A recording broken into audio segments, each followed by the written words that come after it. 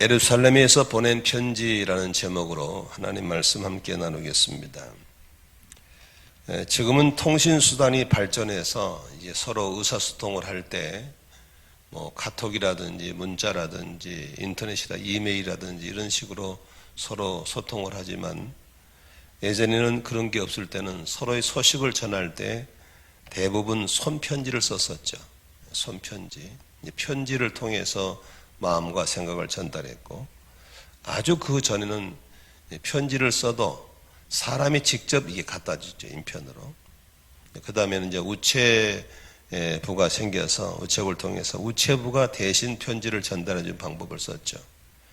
지금은 이제 이런 SNS 시대가 되어서 이제 곳곳에 이메일도 있고 카톡도 있고 지금이 설교가 전 세계로 나가버리니까 이쪽이 지구 반대편 쪽의 성도가 듣고 바로 전화가 옵니다. 목사님 은혜 받았어요. 뭔 소리야? 조금 전에 다 들었어요. 이런 시대가 되어버렸습니다.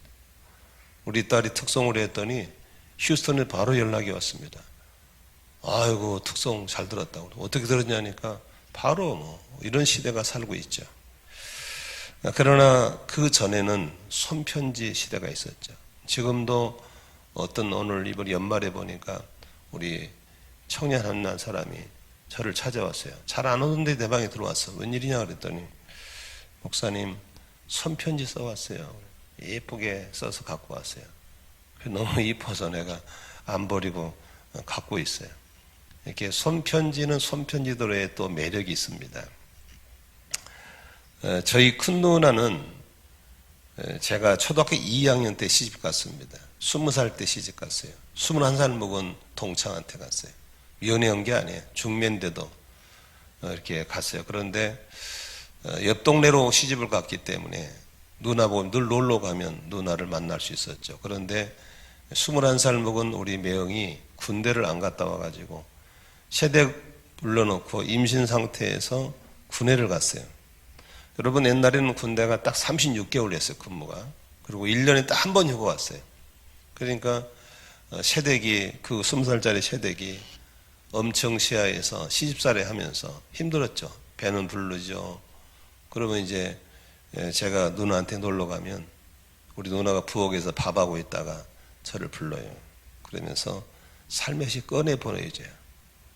네 명한테 편지 왔다고. 그 편지가 그 속에 담긴 남편의 사랑, 정성, 그림이 다 묻어 있는 거죠. 오늘 본문에 가면 안디옥 교회에 생긴 문제를 이제 예루살렘 본교에다가 심의를 했잖아요. 그래서 심의한 총의 결과를 안디옥 교회에 전달하는 데 있어서 예루살렘 교회에서 안디옥 교회에 보낸 편지가 오늘 본문 내용입니다. 오늘 그 예루살렘 본교에서 이방 사람들이 모이는 안디옥 교회에 보낸 편지를 통해서 저희들이 몇 가지 은혜를 받고 싶어서 오늘 말씀을 정한 것입니다. 첫 번째로 생각해 볼 수 있는 것은 예루살렘 교회에서 편지를 이렇게 보냈습니다. 첫째 22절 보면은 한번 볼까요? 그래서 사도들과 장로들과 온 교회가 대표들을 뽑아서 바울과 바나바와 함께 안디옥에 보내기로 결정하였다. 그래서 대표로 뽑힌 사람은 신도들 가운데서 지도자인 바사바라고 하는 유다와 실라였다. 여기서 이런 편지를 보낼 때 예루살렘 교회가 본교회가 이방 사람들이 모인 지교회에다가 어떤 자세를 보내는가를 보면 애우를 갖추고 정성을 갖추고 존중했다는 걸 볼 수 있습니다. 뭘 볼 수 있냐면 잘 보세요. 편지 한 통 보낸다 그러면 그냥 간단하게 그냥 어차피 바나바와 바울이 거기 선교사로 갔으니까 선교사 편에 그냥 보내면 돼요. 그렇죠? 이거 좀 갖다가 전해주라고 이러면 될 일인데 여기서 어떻게 합니까? 온 교회가 대표를 뽑았어요.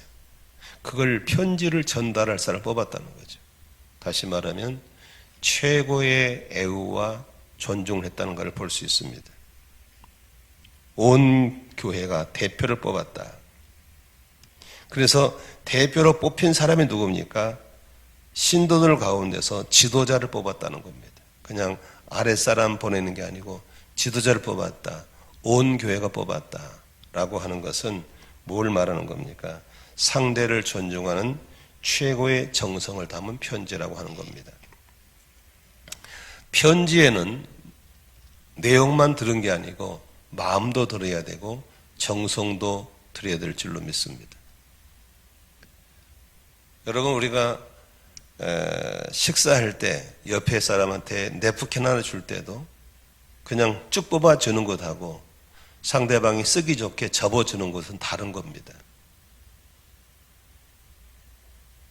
어제도 우리 동익전 사람이 밥을 먹는데 쭉 뽑아둬요. 그래서 나게 넘어가려다가 가르쳐줬죠. 여보세요. 가정교회는 이렇게 하면 안 됩니다. 기왕이면 접어주면 상대방이 감동을 받습니다. 뽑아준 것도 감동이지만 접어주면 더 감동이 되는 거죠. 인정하시면 아멘 해보세요. 우리가 헌금을 할 때도 하나님께 돈을 주는 게 아니잖아요. 우리의 마음을 담는 거잖아요. 그렇다면 돈 칙칙칙 쳐가지고 쭉 갖다 내는 그런 형의 헌금보다도 기왕이면 새 돈을 골라서 기왕이면 봉투에 담아가지고 기왕이면 정성껏 써서 드린다면 하나님이 돈을 받는 게 아니고 우리의 마음을 받으실 것을 믿으시길 바랍니다. 저는 78년도에 성령을 경험했습니다. 76년도에 거듭났습니다. 그리고 그렇게 거듭나고 성령을 경험하고 나니까 내 속에서 누가 가르쳐준 게 아니에요. 주님을 너무너무 사랑하고 주님이 좋은 거예요. 근데 이걸 어떻게 표현할 방법이 없는 거예요. 그래서 헌금할 때 헌금에다 표현을 했어요. 새 돈이 생기면 절대 안 썼어요. 주님께 드리려고. 근데 헌금할 때 새 돈을 더 이상 구할 수 없다. 그럴 때는 구겨진 돈을 드릴 수 없어서 돈을 다리미로 때렸어요. 갈분가리 묻혀가지고 다리미로 바닥에 때렸어요. 왜냐하면 그렇게 드리고 싶었어요. 한 번도 담임 목사님이 그렇게 하란 적 없어요. 어떨 때는 정말 돈이 없어가지고 드리고 싶은데 아무래도 돈이 없는 거예요. 그러면 찾아보면 동전이 있어요. 그러면 동전도 손대 묻은 걸 드릴 수 없어서 치약으로 이렇게 광을 냈어요. 그래가지고 던지면 동그랑 소리 나니까 소리 안 나게 포장을 했어요. 한 번도 성경에 그렇게 써있는 적 없고 목사님 그렇게 헌금한 거라 가르친 적 없어요. 그러나 그렇게 하고 싶었어요. 왜냐하면 마음을 담고 싶었던 거죠. 아멘. 저는 지금 저희 교회 많은 우리 교육자들도 오셨고 뭐 오셨지만 저는 돈을 줄 때, 사례비 줄 때도 그냥 준 적 없어요.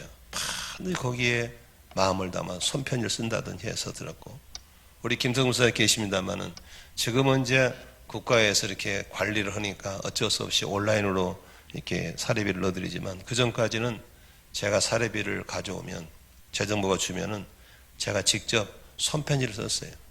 김 목사님. 한 달 동안 너무 감사했어요. 그래서 했는데 온라인으로 이렇게 되니까 김 목사님한테 한 말이 있더라. 저기 계시네요. 목사님의 정성 어리는 손편지를 받을 수 없어서 서운하네요. 지금은 그렇게 할 수가 없으니까. 강사님이 오셔서 사례비를 드릴 때도 정말 그 속에 마음을 담았어요. 저는 이 예루살렘 교회의 성숙한 모습을 우리 교우들이 담고 간다면 목장에서나 가정에서 놀라운 더 풍성한 열매가 맺게 될 줄로 믿습니다. 엄마가 자녀에게 줄 때도 자녀가 부모에게 줄 때도 그렇게 물건만 주는 것이 아니고 거기에 마음을 담는 것이 있다면 오늘 23절을 보면은 더 재미있는 말이 있어요. 뭐라고 그랬어요? 형제들인 우리 사도들과 장로들은, 다시 말하면 그 예루살렘 교회의 사도들, 장로들은 이방교회 성들 보고 나는 당신들과 형제들입니다 라고 표현하고 있는 거예요. 그 다음에 안디옥과 시리아와 길리기아의 이방 사람 교우 여러분, 그들이 분명히 이방 사람인 걸 알고 있고 부르고 있는 거예요. 그러면 그들을 뭐라 부른 거예요? 교우라고 부르고, 교우. 우자가 친구란 소리예요. 호칭 속에 존중하는 마음을 담고 있다는 것이죠.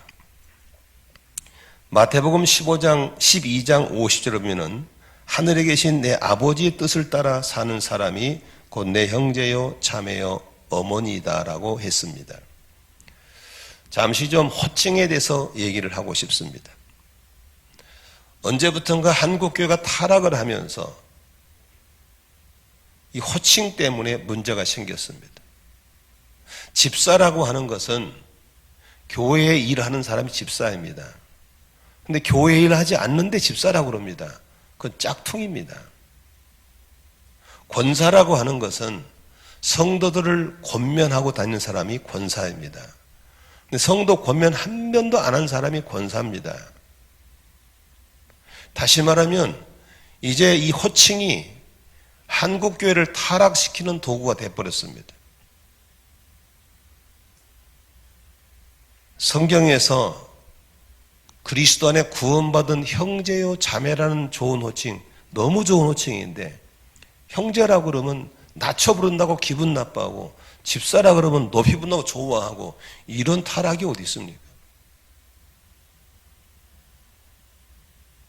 나는 우리가 서로 주 안에서 형제로 자매로 또 나이 많으신 아버지는 부형님으로 또 나이 많으신 어머니는 모매님으로 이렇게 아니 그냥 아버지 어머니로 부르시면 얼마나 좋을까.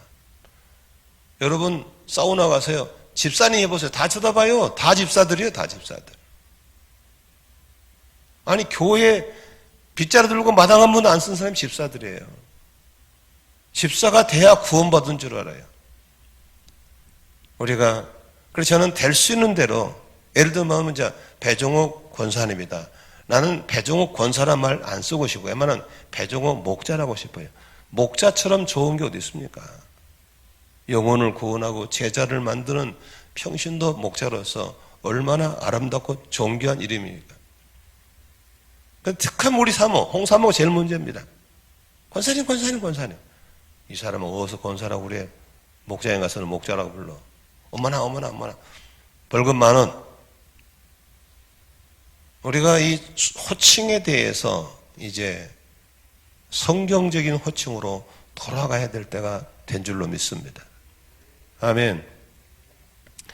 그런 측면에서 오늘 이 예루살렘 교회 성도들은 바로 사도와 장로들이 교회 최고의 리더들은 그분들이 그들 볼 때 우리는 당신들과 형제입니다. 당신들은 우리의 교우들입니다. 이렇게 얘기하는 것이죠. 우리가 주 안에서 한 형제로 한 자매로 또 나이 드신 분은 우리의 아버지처럼 우리 어머니처럼 모시는 그런 믿음의 가족들이 되어야 될 줄로 믿습니다. 아무튼 이 편지를 보낼 때 성숙함으로 마음을 담고 정성을 담았다고 하는 것이죠. 이제 우리 시온 상사도 물건을 팔 때 그냥 물건을 파는 게 아니고 거기에 주인의 마음을 담아서 판다면 아마 그 사람은 또다시 그 가게를 찾아올 수밖에 없지 않겠나 싶습니다. 아멘이시죠? 우리 그런 마음으로 좀 가족들이 모이면 좋겠고 그런 마음을 가지고 목장을 하고 그런 마음을 가지고 우리가 신앙생활하면 교회가 더 따뜻하고 좋아지지 않겠나 싶습니다. 두 번째로 생각할 수 있는 것은 예루살렘 교회에서 보내는 편지 내용을 통해서 보도록 하겠습니다. 여기 보면 문안을 하죠. 23절 같이 읽어볼까요? 시작. 그들은 이 사람들 편에 아래와 같은 내용의 편지를 써 보냈다. 편지 내용입니다. 형제들인 우리 사도들과 장로들은 안디옥과 시리아와 길리기아의 이방 사람 교우 여러분에게 문안합니다.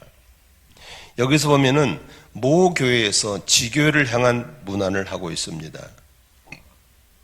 택함받은 선민으로서 이방 사람들을 향한 예의를 갖춘 문안을 하고 있습니다. 그리스도 안에 들어온 자로서 이제 예의를 갖추고 그들을 형제라고 문안하고 있는 겁니다. 두 번째 보면은 이들은 문제 파악을 정확하게 하고 있습니다. 편지 내용 보면은 24절, 25절 보겠습니다. 시작. 그런데 우리 가운데 몇몇 사람이 여러분에게로 가서 우리가 시키지 않은 여러 가지 말로 여러분을 혼란에 빠뜨리고 여러분의 마음을 어지럽게 하였다는 소식을 들었습니다. 다시 말하면 내가 왜 이런 총회를 열었고 당신들한테 왜 이 편지를 보내는가에 정확하게 답을 알고 있다고 하는 겁니다. 여러분, 왜 안디옥 교회에서 문제가 생겼죠? 본교에서 내려온 몇 사람들이 다른 복음을 전한 거죠. 그 복음이 어떤 내용이 있죠? 사도행전 이게 15장 1절에 보면 이런 게 있죠. 몇몇 유대에서 내려와서 이렇게 신도들을 가르쳤다. 여러분이 모세의 관례대로 할례를 받지 않으면 구원을 얻을 수 없습니다. 이런 햇소리를 한 거죠. 사도행전 15장에. 여러분, 예수 믿고 구원받는 것이지 거기다가 플러스 알파 할례를 받아야 구원받는다. 이것은 아닌 거예요. 근데 본교에서 내려왔다 그러니까 그 말 듣고 그쪽으로 치우치는 사람, 아니야, 바울이 전한 대로 믿으면 구원받아, 이렇게 교회가 쫙 갈라져서 논쟁이 격렬했을 때 생긴 문제거든요. 이 문제를 본교회가 정확하게 알고 있었고, 25절에 볼까요? 그래서 우리는 몇 사람을 뽑아서 사랑하는 바나바 바울과 함께 여러분에게 보내기로 만장일치로 결정했습니다. 그래서 여러분들이 혼란에 빠진 이 문제를 만장일치로 해결을 보고 이제 이 문제를 다시 수습하기 위해서 지도자 바나바와 바울을 선교사로 보내기로 결정했습니다. 이 말입니다. 우리가 편지를 쓸 때 편지에 횡설수설하면 안 됩니다. 분명한 내용이 있어야 되는 겁니다.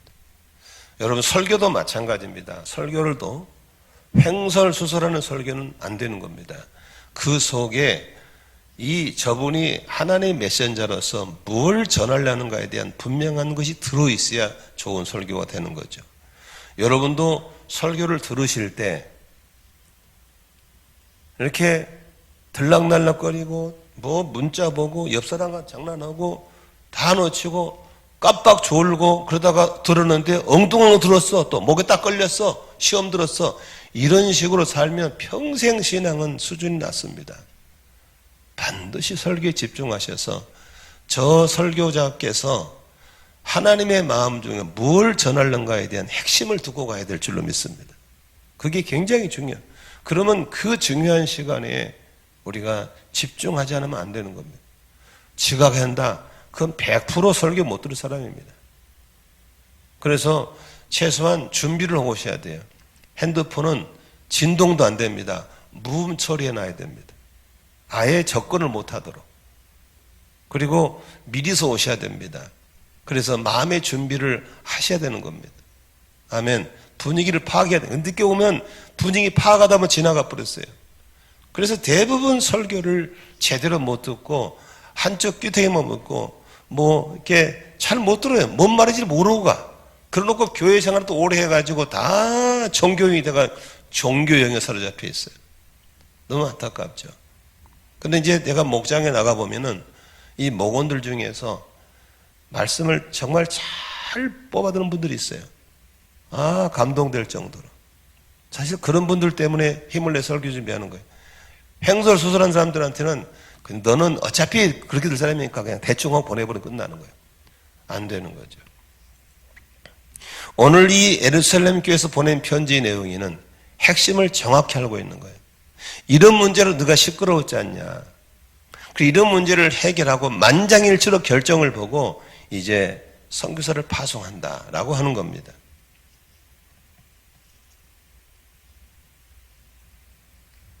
여기서 파송받은 선교사를 소개하는데 뭐라고 소개합니까? 26절을 보겠습니다. 같이 읽겠습니다. 바나바와 바울은 우리 주 예수 그리스도의 이름을 위해서 자기 목숨을 내놓은 사람들입니다. 우리가 만장일치로 파송한 이 선교사님들은 바로 어떤 사람이냐? 그리스도의 복음을 위해서 목숨을 내놓은 사람들입니다라고 소개하고 있습니다. 여러분, 이 바나바와 바울은 그리스도 주님의 복음을 위해서 목숨을 내놓은 사람이다. 여러분, 사람이 우선순위는요, 뭐가 더 중요한가에 대해서 알아야 되는 거거든요. 뭐가 더 중요한가? 우선순위가 틀리면 인생 자체가 틀린 거예요. 지금 제가 옷을 입고 왔잖아요. 이 단추, 첫 단추 잘못 끼면 다시 입어야 돼요. 우선순위는 중요한 거예요. 그러면 여러분들은 뭐가 제일 중요해요? 권사님은 돈이 제일 중요해? 그럼 돈 때문에 사는 거예요. 목숨이 제일 중요해? 그럼 목숨 때문에 사는 거예요. 대부분의 사람들은 목숨이라는 거예요. 그런데 오늘 바나바와 바울은 목숨하고 사명을 바꿔버린 거예요. 사명을 위해 사람은 목숨을 내놓겠다 이겁니다. 많은 사람들은 목숨을 위해 사람은 돈도 포기, 사명도 포기하겠다 이지만 이 사람은 사명을 위해 사람은 목숨을 내놓겠다라고 한 것이죠. 제가 몇 주 전에 얘기했죠. 내 가슴을 뜨겁게 해야 비전이고 목숨과 바꿀 수 있어야 사명이다. 그런데 안타깝게도 현대인들의 대부분의 사람들이 가슴이 뜨겁지 않습니다. 비전이 없습니다. 비전을 찾지도 못하고, 물론 청년들이 비전을 못 찾은 건 난 이해합니다. 그들은 찾을 때니까. 청년들은 이해가 돼요. 그러나 청년이 지나서 비전이 없다. 죄송하지만 살았다나 죽은 사람입니다. 그 다음에 무엇이 행복한가? 목숨과 바꿀 수 없는 사명이 없다면 그 사람은 행복한 사람이 절대로 아닙니다. 오늘 이 바나바 바울을 교회는 뭐라고 소개합니까? 이 사람들은 가슴이 뜨거운 비전이 있는 사람들이고 목숨과 바꿀 수 있는 사명이 있는 사람이라고 했습니다. 이렇게 편지를 통해서 그 지도자를 높여주고 존중해 주는 것은 안디옥 교인들이 그분들을 어떻게 받겠습니까? 대단하신 분이 오셨다고 받게 될 줄로 믿습니다. 오늘 우리를 돌아보는 좋은 거울이 되겠습니다. 그러면서 이 편지의 권위를 높이기 위해서 잘 보세요. 이렇게 대단한 선교사한테 우리가 인편으로 편지를 보낸다. 그러면 끝날 거 아닙니까? 아니에요. 뭘 보내죠?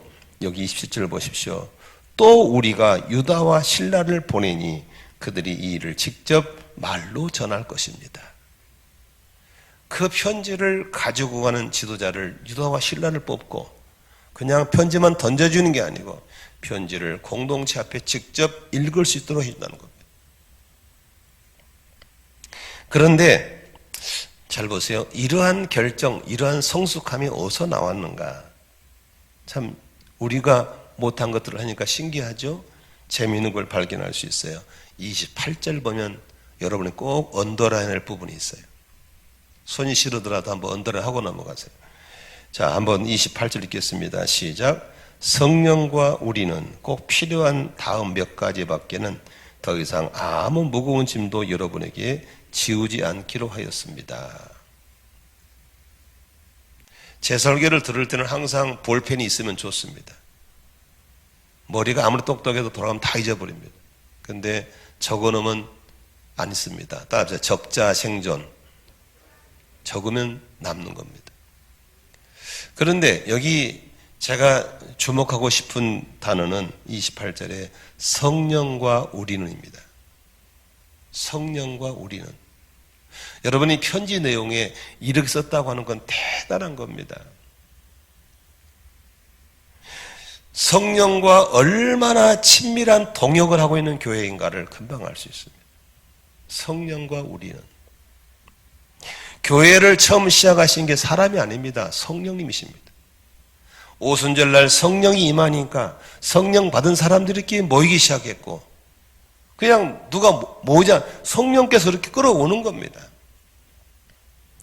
성령이 이끌림 따라서 찬양하고 성령이 이끌림 따라서 기도하고 그래서 성령이 주도하는 교회가 될 때 영원권 역사가 나타나고 기적이 나타나고 사람들이 부흥된 거거든요. 예루살렘 교회가 왜 부흥됐는가, 왜 잘 되는가의 답은 딱 여기 있는 겁니다. 성령과 우리는. 여러분, 고린도 교인들에게 바울이 뭐라 그랬죠? 너희 안에 성령님이 계신 걸 알지 못하느냐 그래요. 성령이 멀리 계시지도 않아요. 우리 안에 계세요. 근데 우리는 어떻게 해요? 가만히 계세요, 주님. 나오시면 큰일 납니다. 다 내가 들 테니까 부르면 나오세요. 이렇게 하고 있으면 안 되는 겁니다. 성령과 우리, 성령과 나라는 단어를 생각해 보면은 예루살렘 교회가 어떻게 하고 있는가를 금방 알 수 있는 것입니다. 제가 몇 주 전에 그런 설교한 적이 있죠. 주님은 질문을 좋아하신다. 물어보시는 겁니다. 주님, 이럴 때는 어떻게 하면 좋죠? 주님. 그러니까 제 방에는 항상 목사님 이런 일이 생겼어요. 이런 좋은 일로는 전화 거의 안 와요. 좋은 건 다 자기 따먹고 안 주고 어려우면 찾아요. 그럼 전화 딱 오면 벌써 내 속에 작동되기 시작해. 주님, 무슨 전화인지 모르지만 내 도움이 필요한 전화인데 도와주십시오. 지혜해 주십시오. 깨닫게 해주십시오. 딱 그렇게 하고 전화 받아요. 그러면 틀림없어요. 목사님 이럴 때 어떻게 하면 좋아요? 그런 어려움들이 오죠. 정말 한 번도 제 경험을 얘기한 적이 없어요.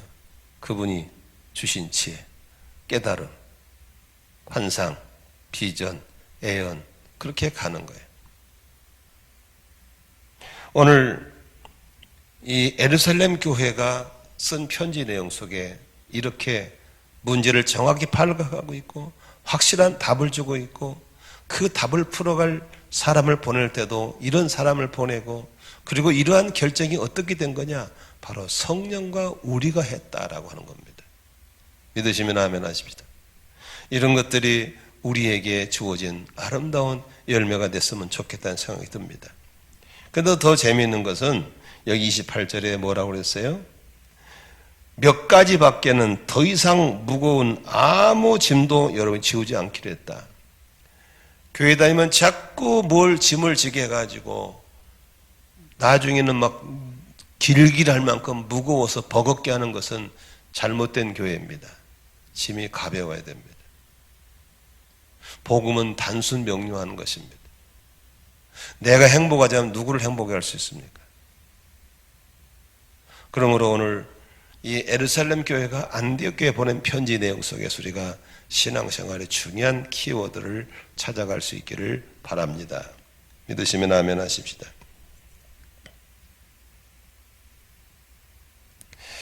이 편지를 들고 이 구원받는 사람이 잘 되는 길을 또 얘기하고 있습니다.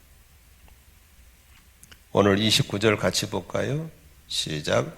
여러분은 우상에 바친 제물과 피와 목매어 죽인 것과 음행을 멀리 하여야 합니다. 여러분이 이런 것을 삼가면 여러분은 잘 행한다고 하겠습니다. 안녕히 계십시오. 짐을 지지 말라고 해놓고 이러한 것은 금기사항에 대해서 몇 가지를 얘기하고 있습니다. 우상에 바친 제물 먹지 마십시오. 피를 먹지 마십시오. 목매어 죽인 것 먹지 마십시오. 음행을 멀리 하십시오. 다 이런 것들은 공통점이 있습니다. 뭘 말하는 겁니까? 사탄이가 좋아하는 죄의 통로입니다. 여러분, 사탄이가 우리 삶 속에 들어오지 못하게 하려면 죄라는 통로를 차단해야 되는 겁니다. 아무리 우리가 깨어 있어도 틈을 주면 다 들어오게 되어 있습니다. 성결을 유지하는 것이 굉장히 중요한 겁니다. 신분에 맞는 삶을 살면서 경건을 유지하는 건 굉장히 중요합니다. 금이할 게 뭡니까? 우상의 제물, 피와 목매 죽인 것들, 음행들 다 죄의 통로를 차단하는 겁니다. 죄의 통로를 열어놓고 맨날 물러가라 백날 쳐도 안 물러가는 겁니다. 그 죄의 통로를 차단하고 회개하고 끊어버린 다음에 하면은 저절로 될 줄로 믿습니다. 그러니까 영적 전쟁에서 물러가라가 영적 전쟁이 아닙니다. 죄와 문제를 차단한 게 영적 전쟁인 걸 믿으시기를 바랍니다. 진짜는 이긴 자의 종이 되어야 하기 때문에 언제나 우리는 승리해야만 되고 승리할 수밖에 없는 신앙의 코드를 가져야 될 줄로 믿습니다. 재림을 준비하며 신랑 되신 예수님을 기다리는 신부의 영성을 가지고 오늘도 몸과 혼과 영을 거룩하게 단정하게 나가는 성도가 되어야 될 줄로 믿습니다. 오늘 이러한 편지를 받는 안디옥 교회 성도들의 자세를 통해서 안디옥 교회가 왜 그렇게 지방교회, 이방인들 교회가 세계적인 교회가 되고 어떻게 번개보다 더 큰 교회가 됐는가에 대해서 우리에게 좋은 답을 주고 있습니다. 30절 보겠습니다. 그들이 전송을 받고 안디옥에 들어가서 회종을 모아놓고 편지를 잘 전달했죠. 회종을 모아놓고 그때 31절 보면은 안디옥 교인이 어떻게 그 편지를 받았는가를 볼 수 있어요. 31절 같이 읽습니다. 시작. 회중은 편지를 읽고 그 권면을 기쁘게 받아들였다. 여러분 이게 쉽게 넘어갈 일이 아닙니다. 보세요. 지금 이 사람들이 예루살렘 교회에다가 왜 갔죠? 교회가 쪼개질 위기예요. 왜? 이쪽 파가 논쟁이 심했고 격앙되게 싸웠던 거예요. 그런 가운데서 예루살렘께서 이게 답이야라고 줄 때 그것을 기쁘게 받아들인 것, 이건 아무나 하는 게 아니에요. 이건 한마디로 복 받을 사람만 하는 거예요. 은혜 받을 사람만 하는 거예요. 아멘이시죠? 나는 이쪽인데 하고 있었는데 아니야 라고 했을 때 그것을 내려놓고 받아들인다는 거, 이게 옥탑하신 걸 믿으시기 바랍니다. 쉽지 않습니다. 여러분들이 그냥 한 줄 읽으니까 뭐 그런 거 아니에요. 복 받을 사람은 달라요. 자기가 생각을 내려놓고 위에서 말한 걸 받아들이는 것, 이게 바로 옥탑하신 걸 믿으시기 바랍니다. 편지를 받아들이는 교회 분위기는 논쟁으로 격앙된 상태였습니다. 다른 복음이 들어와서 찬반이 팽팽한 가운데 본교회가 청원했던 문제거든요. 그런데 본교회에서 아니야 이게 이렇게 되는 거야 라고 했을 때 그거를 자기 걸 내려놓고 기쁘게 받아들이는 거, 이게 바로 돌짝밭도 아니고 길값밭도 아니고 가시밭도 아니고 착하고 좋은 마음밭인 걸 믿으시길 바랍니다. 여러분들은 오랫동안 살아오면서 오랫동안 교회 생활하면서 나도 모르는 사이에 마음밭이 많이 굳어져 버리거나 자기 선입관에 묶일 수 있습니다. 저는 이번에 세겹질 기도 인도하면서 깜짝 놀란 것은 사실 한파가 와버려가지고 3분의 2는 비대면이고 3분의 1은 대면인데 대면이 못 나오잖아요. 평상시 외에는 못 나오는 거예요. 다 비대면이에요. 그러니까 누가 지금 듣는지도 모르고 어찌도 모르는 상태인데 여러분 그 댓글의 반응 보면 깜짝 놀라는 것은 받아들이는 거예요. 메시지를. 그것도 새벽이니까 뭐 짧게 길게 못 하잖아. 25분 30분 하는데 받아들이고 반응하고 받아들이고 반응하고 자기 자신을 노출한다는 건 대단한 거거든요. 바로 그런 사람들은 이미 치유가 시작된 것이고 하나님의 역사가 시작되었다고 볼 수가 있는 것이죠. 아멘. 여전히 팔짱 끼고 앉아가지고 요새는 또 마스크까지 끼고 앉아가지고 도대체 모르겠어요. 무슨 마음을 문지 모르겠어요. 거의 부처님 수준이야. 가만 아주 그냥 허즘에 손 푹 집어넣고 앉아서 나도 허즘에 손 좀 내야 되겠네. 그러니 뭐 이 벽치기 벽한테 하는 것이지 이게 대책이 없어요. 그런데 이 사람들은 그걸 받아들인 거죠.